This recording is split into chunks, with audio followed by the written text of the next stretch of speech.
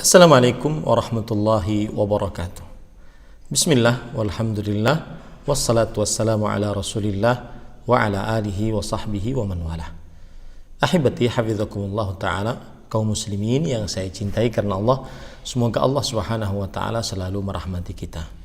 Hari ini adalah hari Rabu, tanggal 6 Safar 1442 Hijriah. Kita masih di dalam silsilah video Petuah Kiai, dan ini adalah Petuah Kiai yang ke-6.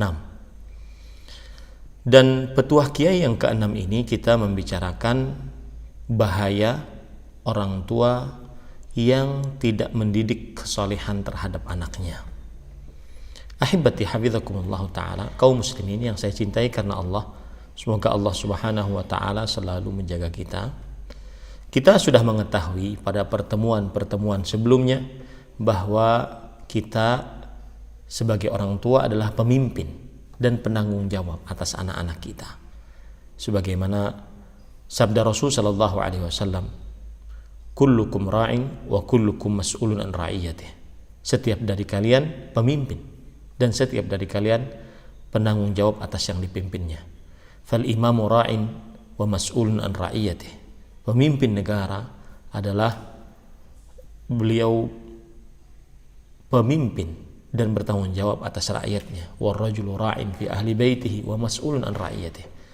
Seorang lelaki adalah pemimpin di tengah keluarganya dan dia penanggung jawab atas mereka.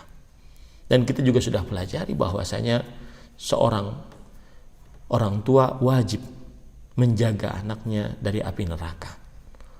Allah subhanahu wa ta'ala berfirman dalam surah At-Tahrim ayat 6, "Ya ayyuhalladzina amanu qu anfusakum wa ahlikum nara." Wahai orang beriman, jaga diri kalian dan keluarga kalian, termasuk di dalamnya anak-anak yang paling utama, dari api neraka. Nah, sebagian orang tua mengira bahwasanya kalau menjadi pemimpin maka berarti dia harus menyediakan sandang dan pangan untuk anak-anaknya. Itu saja yang ada dalam benak dan fokus orang tua tersebut. Padahal yang seperti ini keliru. Coba perhatikan sekarang perkataan yang menarik dari Imam Ibnu Qayyim al-Jauziyah rahimahullah.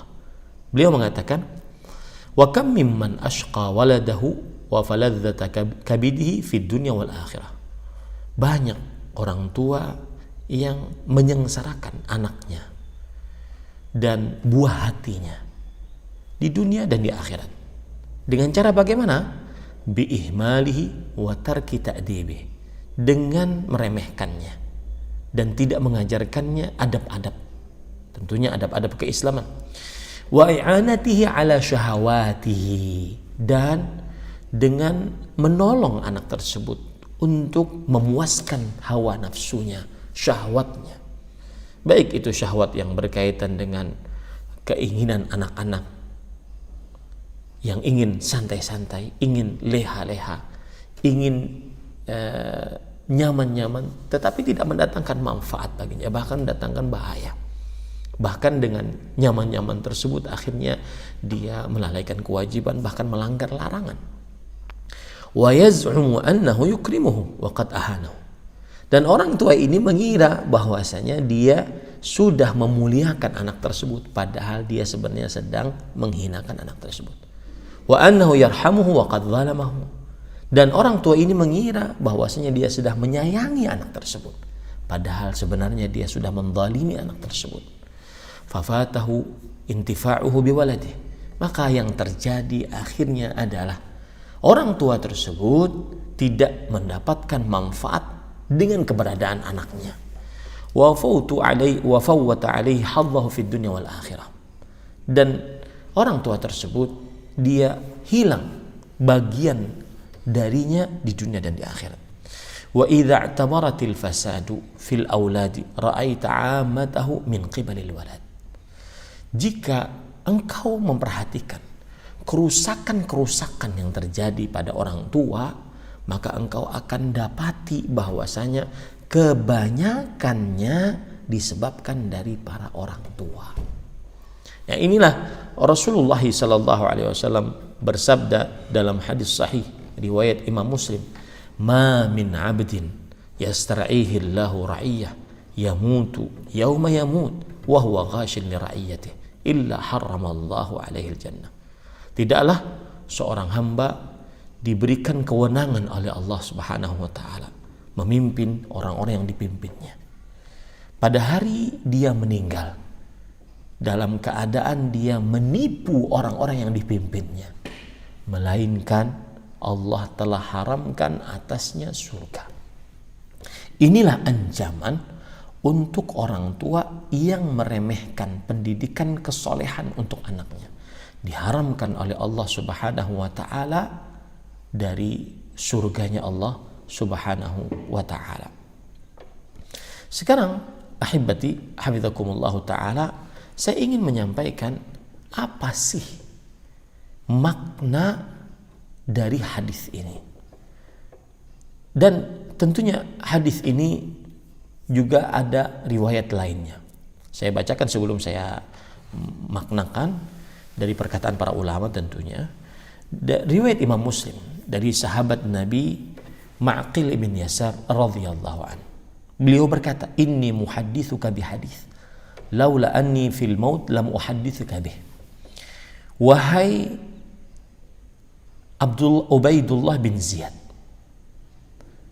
Maqil bin Yasar radhiyallahu anhu berkata, "Wahai Ubaidullah bin Ziyad, aku akan meriwayatkan kepadamu sebuah hadis yang kalau seandainya aku bukan dalam keadaan sedang mau mati, maka aku tidak akan meriwayatkan hadis ini kepadamu." Ini disebabkan kenapa? Karena mungkin Ma'qil bin Yasar radhiyallahu anhu mendapatkan pesan agar tidak meriwayatkan hadis ini. Akan tetapi sebelum beliau meninggal, beliau merasa harus menyampaikan agar semua beban ilmiah yang ada pada beliau, yang beliau dapatkan dari Nabi Muhammad SAW, beliau sudah sampaikan. Maka beliau berkata, "Sami'tu Rasulullah sallallahu alaihi wasallam yaqul." Aku telah mendengar Rasulullah sallallahu alaihi wasallam bersabda, "Ma min amirin yali amral muslimin thumma la yajhadu lahum wa yansahu illa lam yadkhul ma'ahumul jannah." Tidaklah seorang pemimpin yang memimpin perkara kaum muslimin, kemudian dia tidak berjuang untuk mereka, untuk kebaikan mereka, melainkan dia tidak masuk ke dalam surganya Allah Subhanahu wa taala. Nah, ini bahayanya para ikhwan yang dirahmati oleh Allah Subhanahu wa taala. Kita akan maknai hadis-hadis ini. Di dalam hadis tadi, wa huwa ghashil li ra'iyati, saat pemimpin ini meninggal dalam keadaan dia menipu orang yang dipimpinnya. Orang tua menipu anak-anaknya. Kata Imam Al-Qadhi Iyad rahimahullah, wa ma'nahu bayyinun fit tahdhir min ghish man ghashal muslimin liman qalladahu Allahu syai'an min amrihim wastara'ahu alaihim wa nasabahu khalifatan li maslahatihim wa ja'alahu wasitatan bainahu wa bainahum fi tadbiri umurihim fi dinihim wa dunyahum. Maknanya sangat jelas tentang ancaman barang siapa yang menipu kaum muslimin. Siapa saja yang Allah Subhanahu wa taala kalungkan sesuatu kekuasaan atas pengurusan mereka dan merawat mereka dan menegakkan kepemimpinan untuk kemaslahatan orang-orang yang dipimpinnya, dan menjadikan, dan Allah Subhanahu wa taala menjadikan dia sebagai perantara antara dia dengan, antara mereka dengan Allah Subhanahu wa taala. Jadi subhanallah, orang tua itu sangat mempunyai peran erat bagaimana hubungan anak dengan Allah.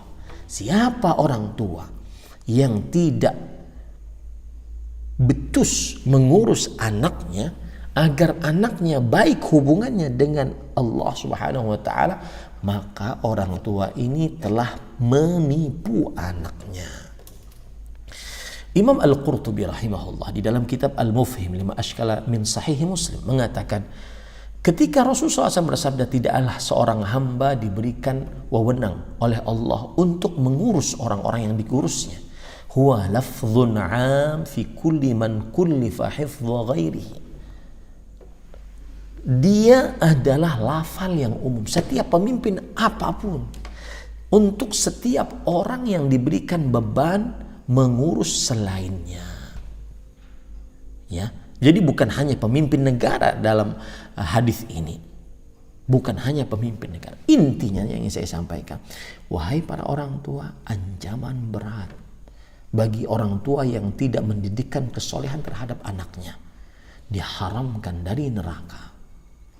Kemudian di sana ada hadis lain. Rasul sallallahu alaihi wasallam bersabda, "Kafa bil mar'i itsman an yudayya man yaqut."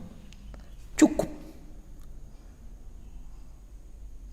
seseorang dinyatakan berdosa selama dia menyia-nyiakan orang yang di bawah tanggung jawabnya.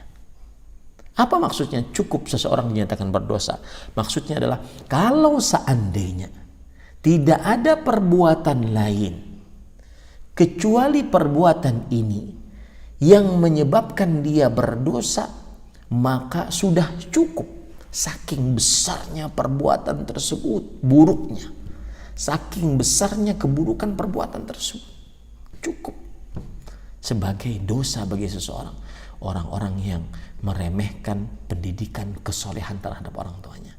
Maka salah satu bentuk orang tua yang tidak meremehkan pendidikan kesolehan terhadap anaknya adalah orang tua tersebut rela berpisah dengan anaknya untuk meletakkan anaknya di pesantren, mengenyam pendidikan lebih dalam tentang agama Islam.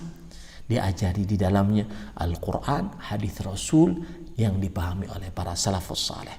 Semoga termotivasi untuk mendidikkan anak dengan pendidikan kesalehan. Wallahu a'lam. Sallallahu alaihi Muhammad.